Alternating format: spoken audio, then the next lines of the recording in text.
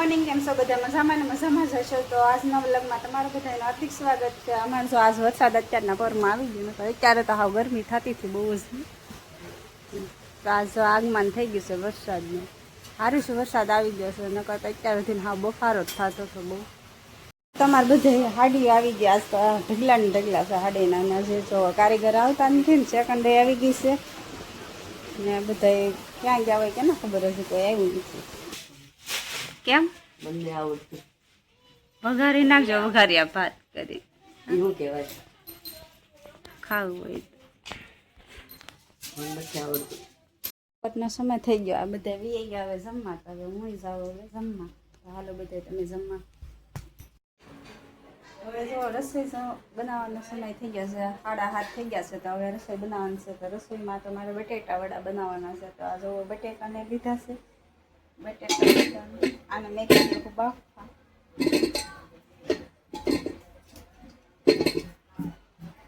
બટેટા બફાઈ જાય ને એટલે જો એક ગ્લાસ પાણી લીધું છે ને. હવે આને મેં કીધું બાફવા.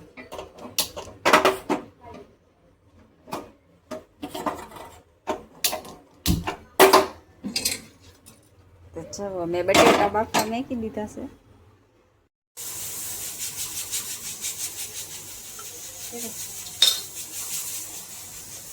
આજ આવ્યો છે વરસાદ એટલે જો આજ બટેટા વડા બનાવવાના છે. આજ વાતાવરણ છે વરસાદનું એટલે છે ને બટેટા વડા બનાવવાનું મન થાય છે. એટલે આજ છે બટેટા વડા. જો બટેટા તો બફાઈ ગયા છે. હવે આમનો બધો મસાલો કરશે. મસાલો તો કરવાનો છે પણ હમણાં નથી કરવાનો મસાલો. હજી તો બધા કામે ગયા છે. તો બધા કામેથી આવી જાય ને પછી છે ને ગરમ ગરમ દેવાના છે. એટલે અત્યારે તો ખાલી મસાલો બનાવીને તૈયાર રાખવાનો છે અમારે. બરાબર ને? તો મસાલો થઈ ગયો છે ત્યારે વઘાર હશે. અને પેલા વઘાર નાખો. અમરલાલાએ કીધું હતું ને ડોયો ત્યાં રાખજો ચણાનો લોટ નો. તો અમે છે ને આ ડોયો બનાવીને ત્યાં રાખ્યો હતો. હવે તો ખાલી ગોટા જ તળવાનો છે અમારે.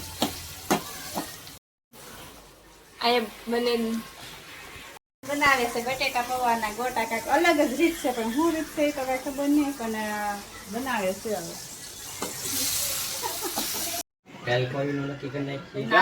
ગોટા બનાવી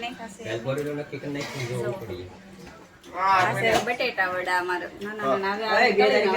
મિત્રો આપણા ઘરે આજકાલ બટેટા વડા બનાવ્યા છે, જો મસ્ત મજાના. હું તો કઈ ખાવાનો નથી, મને ભાવે જ ને એવું કઈ.